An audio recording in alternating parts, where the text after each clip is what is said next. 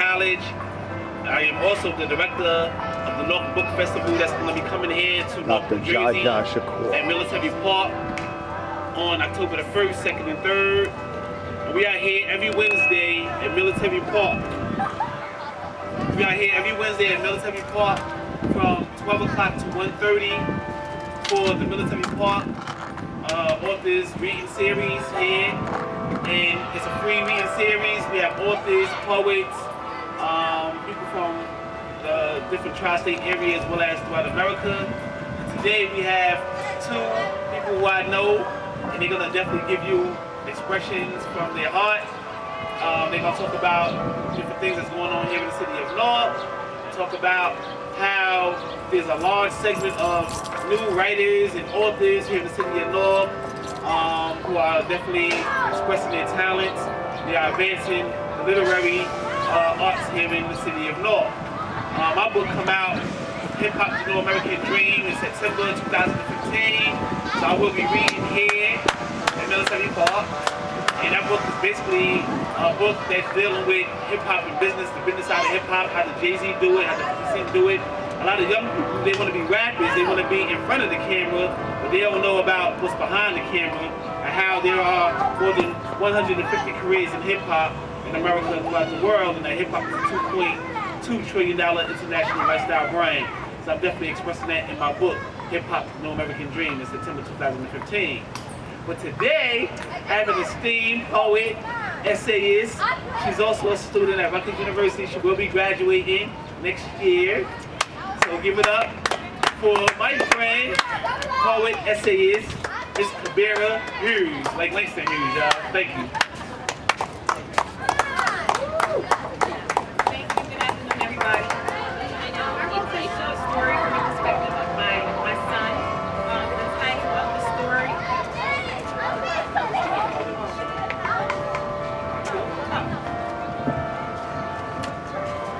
I wrote a short story from the perspective of my son. I am a single mother, and the title of this piece is called Mama, I'm Sitting Here.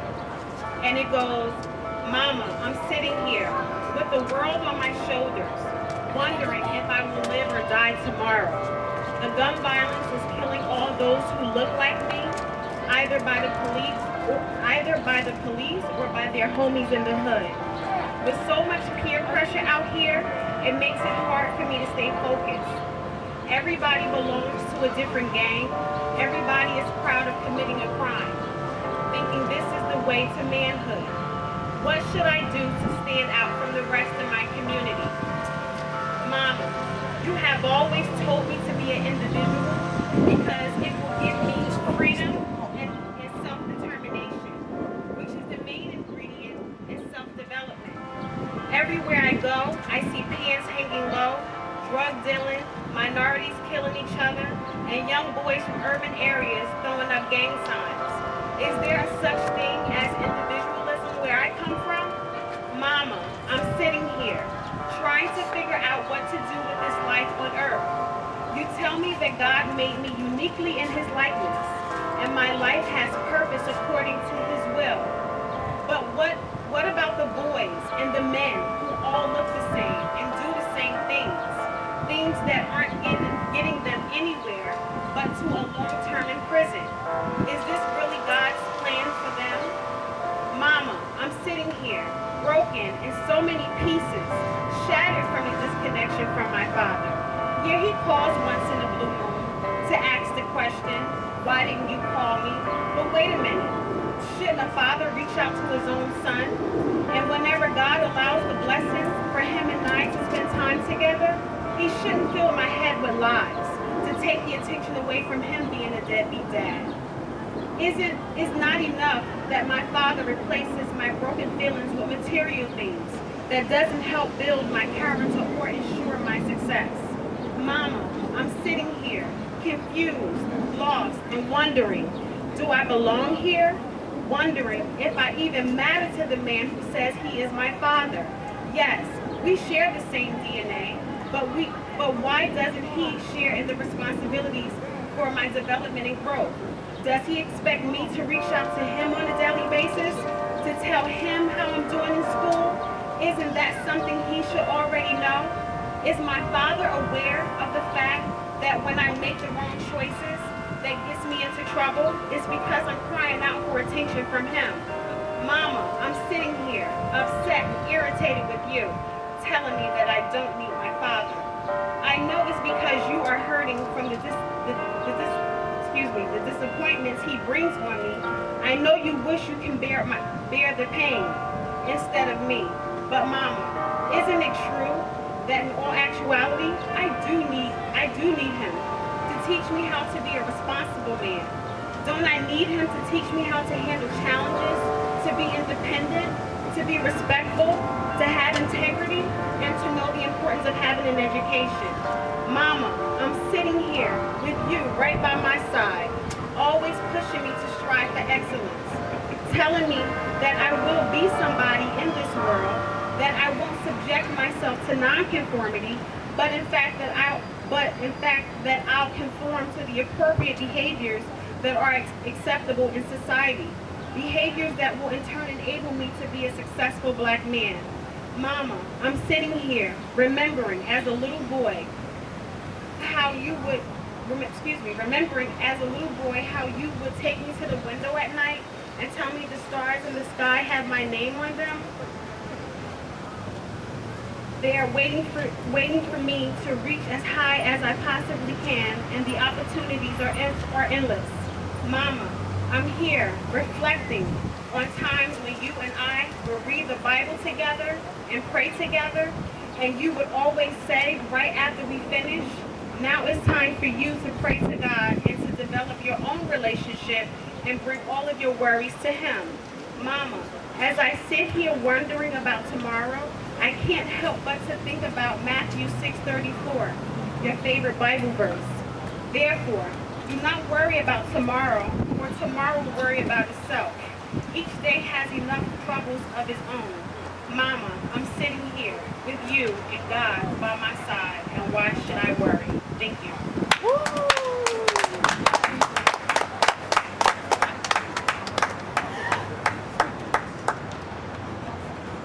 Give it up once again for Miss Khabira. Hughes. I don't know about y'all, but I was touched by that story. Yes. Okay? And the reason why I was so touched by it because I am a single father of 11-year-old and I understand the struggles of what African American and Latino males go through in single households and identity crisis. And I also work at the Boys and Girls Club, and you have little boys all the time crying about, their father. They embrace me as a father figure. So I thank them so much because I embrace all boys, all children as my children, and will continue to do so in my journeys and my travels as a youth developer. So that story is very important. I think that we should definitely go around the city, around the county, America, and the world, telling people about that because it inspires, motivates, and encourages other mothers and other single parents to spend that quality time with their children so that they don't be a victim of our identity crisis and go to the streets and try to find themselves and getting themselves into crime and violence and other things of that nature. So, Ms. Khabira Hughes, y'all give it up once again. Next to come up is this young man. I know him. I met him about 2 years ago at the Coffee Cave. And the Coffee Cave here on Halsey Street. Now it's closed down, but he was such an amazing artist. I saw him with his laptop. He was reading from his laptop. He put the laptop down, then he had it back up, then he put it back down. And he just was mesmerizing the crowd every time I see him perform. I'm so enthralled by his performances. He's also a professor at Essex County College. And he's definitely inspiring and motivating, encouraging students here in the county of Essex, as well as throughout the nation and throughout the world, to become writers themselves, to become poets, to become essayists, to express their talents through their writing and through self-expression through the spoken word. He has a book out, he's going to talk about that. And he's also the founder of a weekly poetry event that takes place here in North New Jersey. He'll tell you more about that. So help me to bring up my friend, my brother, Professor Sean Battle. Woo. One more time for Dr. Josh Shakur. All right. Good afternoon, everyone. Let's try that again. Good afternoon, everyone. Good afternoon. All right. It's good to be here. Thank you, Jaja. Thank you, Gary Campbell. Thank you, Military Park, for having me. My name is Sean Battle. I am the founder and creative director of Evolve NJ Edutainment.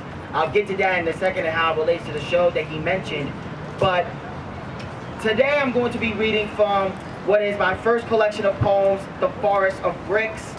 Self-published, shout out to all my fellow independent authors. The collection itself, coming of age journey, and it focuses on 7 words. Water, women, movement, family, community, love, and survival. All right? So for each word, I'm gonna have a poem to share for today. All right, so you ready? Yes, we are. All right. Thank you once again for coming out on your lunch break. So the first one will focus on water.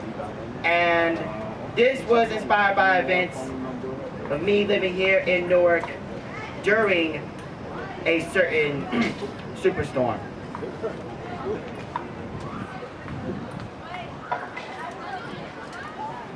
Hurricane Sandy speaks to mom.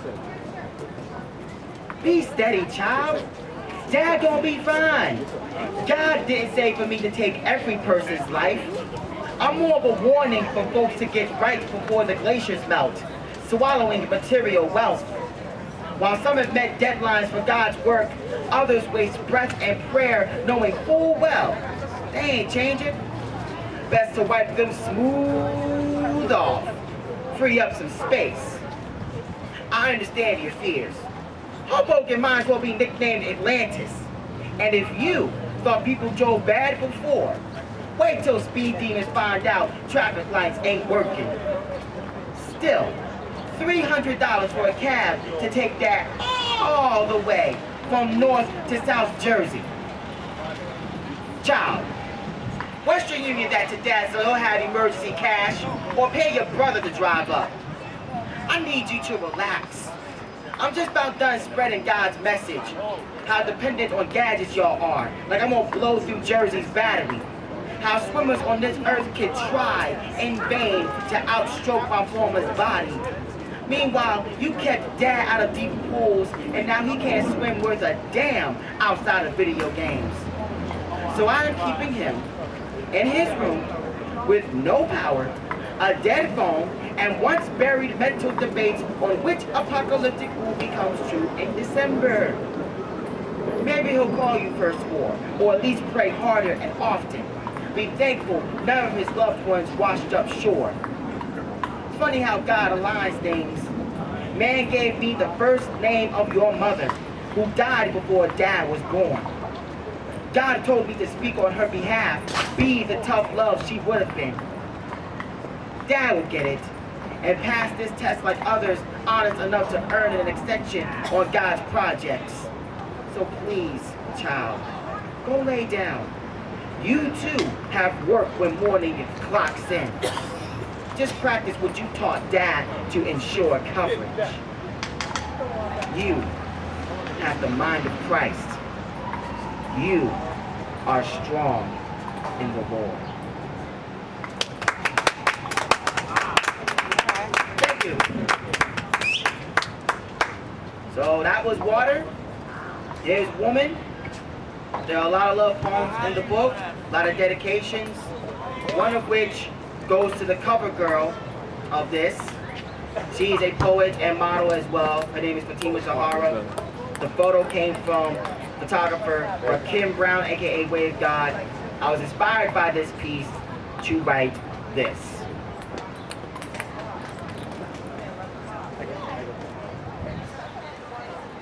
For Fatima Zahara, colors of a queen in the streets. Royalty lies in how one's style fleshes out character. How her green wrap pushes hair up into a crown.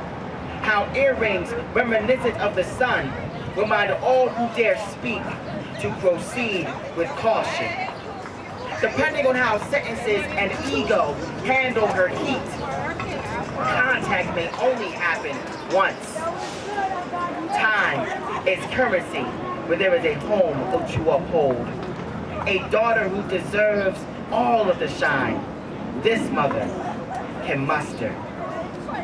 Her heart is not worn on yellow sleeves, for that is where her mind lies. They make her hands strategic in who is offered her touch, for not everyone is ready for hugs that melt cold front attitudes. Find heart in her walk, how love lets her legs leap from bed to school, to retail, to child, to kitchen, to studio, to notebook, then back to bed. Praise God for cameras when she is in model mode. How she wears life so mystery pops from skin made love to by the sun. But of all her royal colors, do not forget the purple painted onto her lips. Each word she slings signs laws that say what can be done wherever she holds court. Defy her and face the plague of pepper spray. Curse out the legion of number from her phone. Childish games have a time and place. Streets filled with mist, drizzle, and subjects who may attempt mutiny are not one of them. So bow to her in respect, especially if she finds queen to be cliche. With you, she may prefer her name.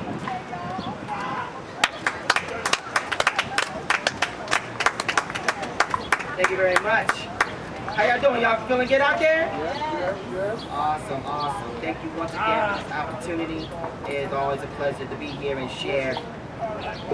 Now, the title, The Forest of Bricks, is a combination of the old trope of the concrete jungle, as well as a reference to Newark's nickname of Brick City.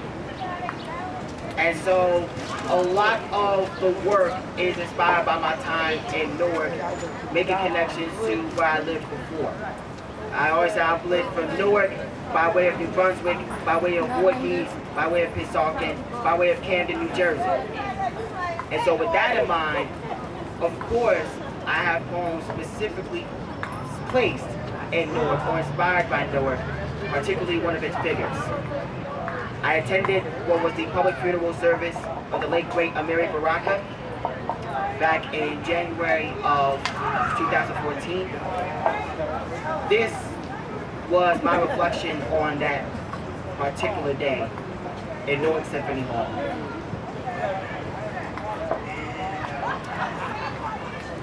The meeting.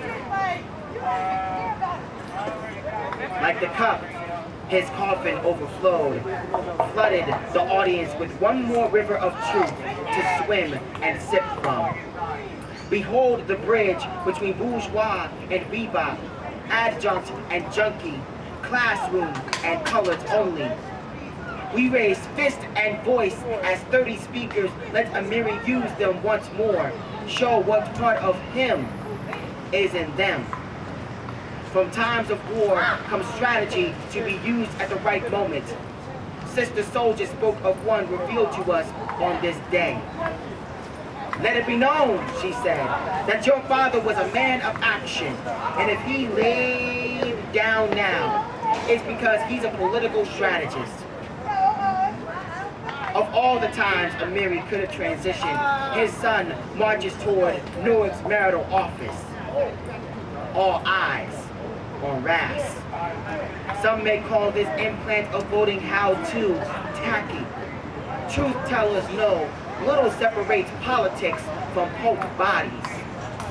If we did not use this river flowing from his coffin to call for action, disgrace we are to his flesh and verb.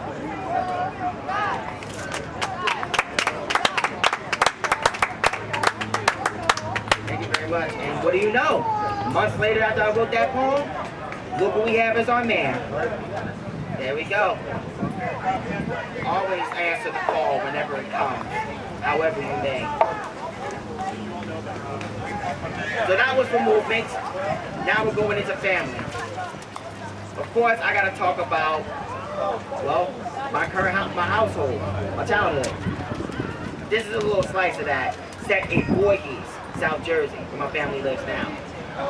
This is called Birth, spelled B-E-R-T-H. It's the dog's eyes that gets me. Pupils pink like it snorted cocaine. Locked in a black cage in the corner of the laundry room, the dog walks and squares as if it's entitled to my waffle box from the extra fridge in the garage. As I leave, the dog's whine cuts veins closest to my heart. This creature is the closest I've been to Grandpa today. Don't know where he disappears or how long he and the dog are staying with me and Mom. But the house is big enough for all of us as Grandpa heals from divorcing the stepmother Mom didn't like. Just wish the dog felt like it gets some attention. But one time I saw it outside, I pulled up the driveway. Still inside its cage, the dog sat in the back of Grandpa's truck. At least it got some sun before the washer became its only entertainment again. I'd offered to walk it at noon, but I know nothing about dog care. And Mom has this thing about her voice raising should structure be shattered. The lesson? Run into a room, close the door, let headphones drown out Mom and her latest victim. All to avoid catching a stray cuss word to the chest. Imagine her mouth should the dog's neck pull its leash out of my hand, run out of my neighborhood, into the highway. Best to let things stay where they are. Develop ways to tiptoe around fuses before fiery tempers light up any stored fuel. Like how Mom doesn't cry for Grandpa much after 2 decades of jail visits. By the time he got out, she did then like she does now. Keep space around her heart, wide as this house.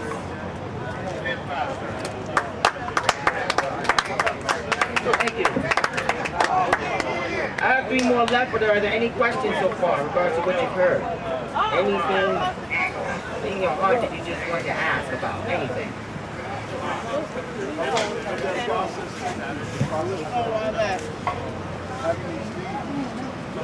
In terms of how everything came together in terms of the book, years.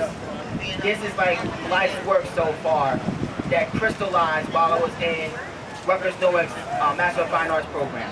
This is actually my thesis for that. So that was a place where, when it came to Newark, that was one of the first places where I could really just focus on the work and put everything together. And I have a lot of voices to thank for that, a lot of people to thank for that, but it was just about everything comes together on its own. I've always been heavily thematic in my work. I want to make clear that there's a connection. Yes, new project. Book number 2, actually. The second manuscript is called Dear Obelisk, and it focuses specifically on how Black masculinity can be learned, what is being learned, what needs to be challenged, and what needs to be uplifted in regards to healthy lifestyle. I consider it a sequel to The Forest of Bricks, whereas this, I'm planting seeds. Dear Obelisk is expanding upon certain themes.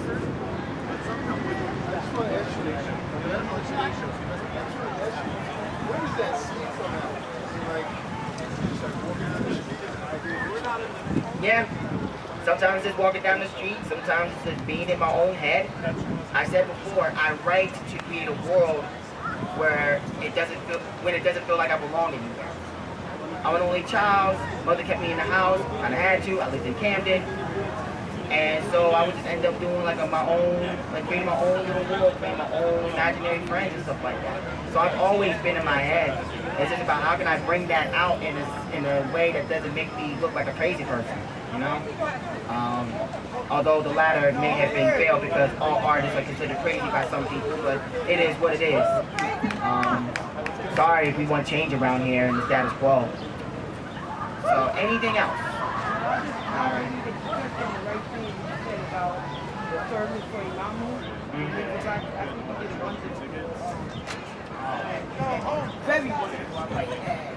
Thank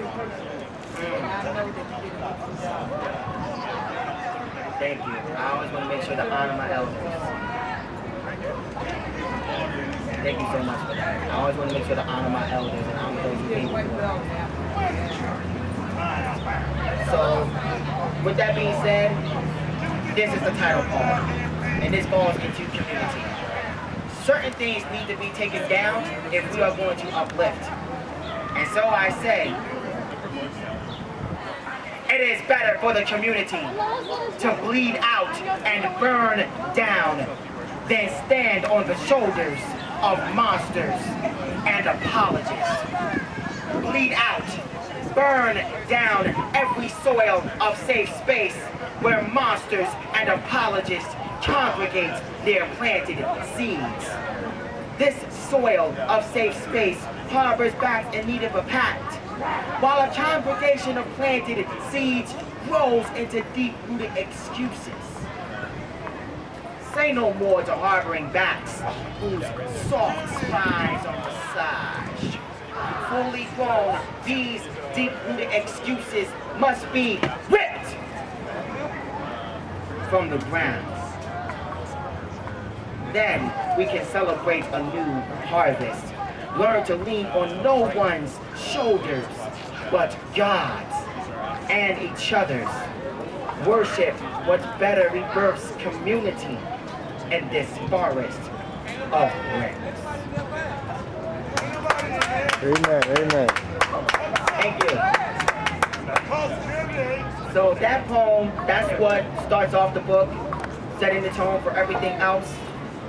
At the end of the day, we have to be the change we want to see. We have to create what we need to create. We have to, at times, be that platform for people to come and get what they need, as well as you getting what you need from others. I mentioned before, I run Evolve NJ Entertainment, where our tagline is accountability through artistry. Just because you're a great artist doesn't mean you're a good person, and vice versa.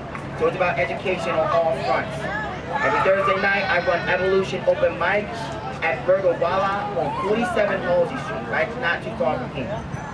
You run from 6 p.m., $5 cover charge, but from that, for $5 you get people sharing themselves through art, people sharing themselves through the discussion forums that we have. I call them the nightmare and dreams of the week, as well as live painting through a collaboration between Evolve NJ and Urban Queen brand called the Canvas of Resource.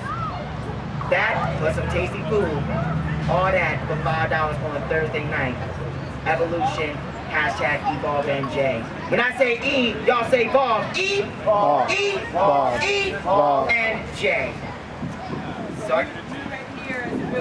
Yep. Yep. Now to focus on love. It's been 2 or 3 years now since she passed away. I knew the day would come. I ended up writing this before she passed and ended up sharing it at her funeral.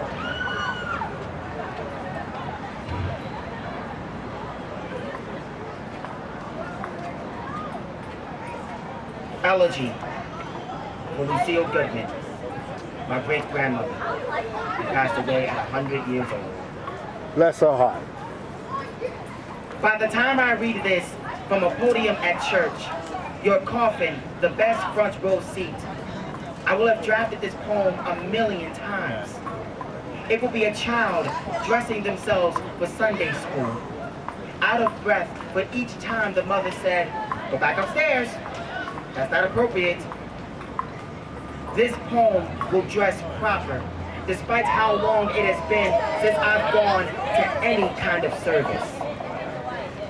All I'll know is that, finally, you can rest without interruption. No bowel movements, rumbling stomachs, or loud great-grandchildren too young to understand words like caregiver. Just a peace once found in homebound summers. Me upstairs in the bedroom watching Nick Jr. You in the living room watching The Price is Right. Us coming together whenever I wanted honey-covered bread with no crust. Some homemade iced tea on the side. I never said thank you. was standing outside as I crossed the street to summer camp. So let this poem be a summary of every kiss I didn't give your wrinkled cheek.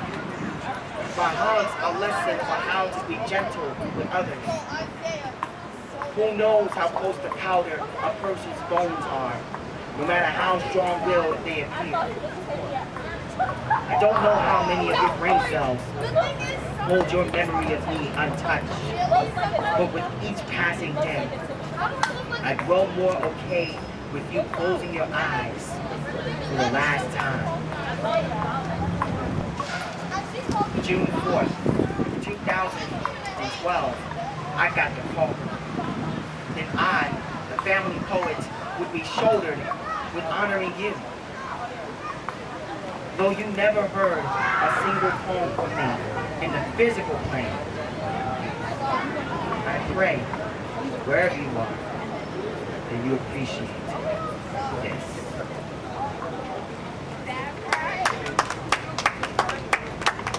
Thank you. So I have one more left. I thank you all for listening.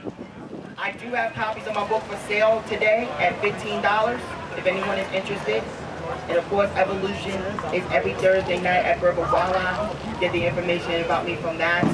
And I just appreciate this moment right here where we're able to take lunch out and listen to art amongst everything going on here at Military Park. It is a beautiful sight.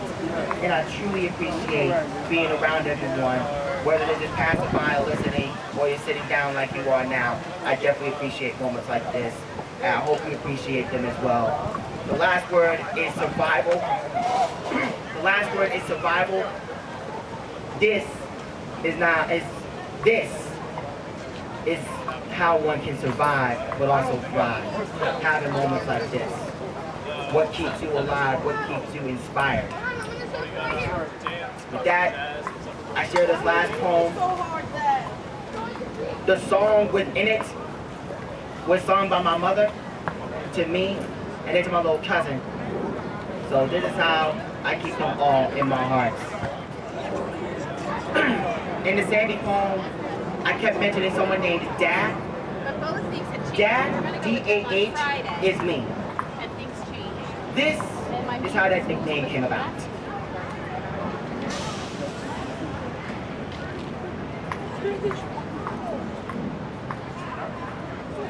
All I recall before age 4 is my smile from mom's tune, making my hips and legs groove in a red, yellow walker. Cousin Jay signaled into a similar shuffle. His legs a pair of pogo sticks, arms swinging in the air. Baby teeth flashed like badges.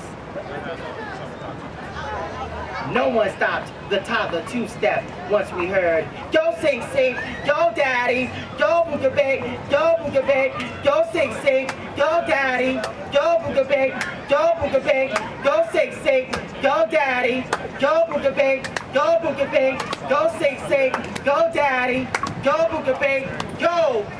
Jay had way too much energy to not take up karate after school. He did not have to worry about bullets breaking his family's skin in this suburb we once shared, gated by forest. The family learned from our smileless and snail-like I've turned out. Chants like ours must be radio-friendly from the start. Mom and I lived in Camden. She revised the lyrics after that day on the front stoop. I was dancing on her lap when a joke from one of her friends pushed my future too close to chalk lines centered around yellow tape. That boy gonna be a pimp. Got his own mom calling him daddy. Whoops. So then it became go sing sing, go dad dad, go booga big, go booga big, go sing sing, go dad dad, go booga big, go booga big, go sing sing, go dad dad, go booga big, go booga big, go sing sing, go dad dad, go booga big, go. I haven't heard the chants for either of us since I moved here to Newark, but Jay long harnessed what I lost before drama classes in high school. a certain charm that helped him woo! Girls at Pathmark, acted all shy behind his mother. It's taken me years to relearn all of this, and my shy self is still stuck in it. I forgot the line. Hold on. 1817. Oh wait, what do entitled people call it? Oh right, friend zone. Got that. Yet here I am with a nickname picked from out of the chant, revised to respect my adulthood while memorializing the smile of mom's red, yellow Walker child.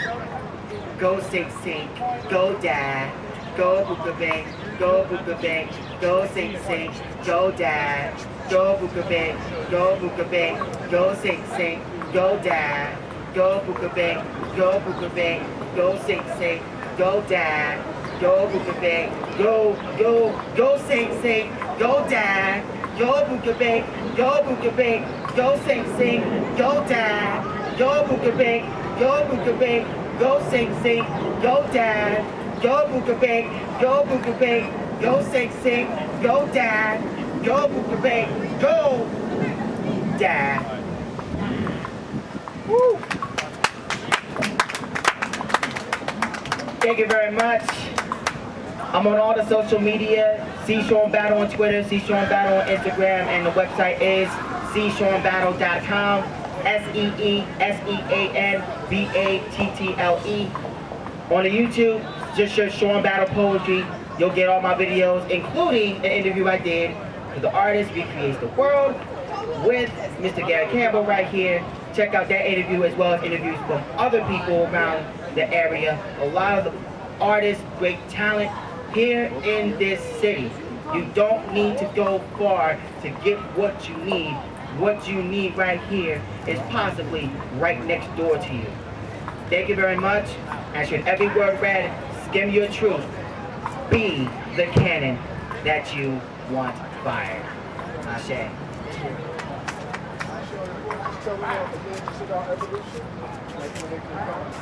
Yes. Yes, Evolution once again is every Thursday night, 6 p.m. start time. It's $5 to get in.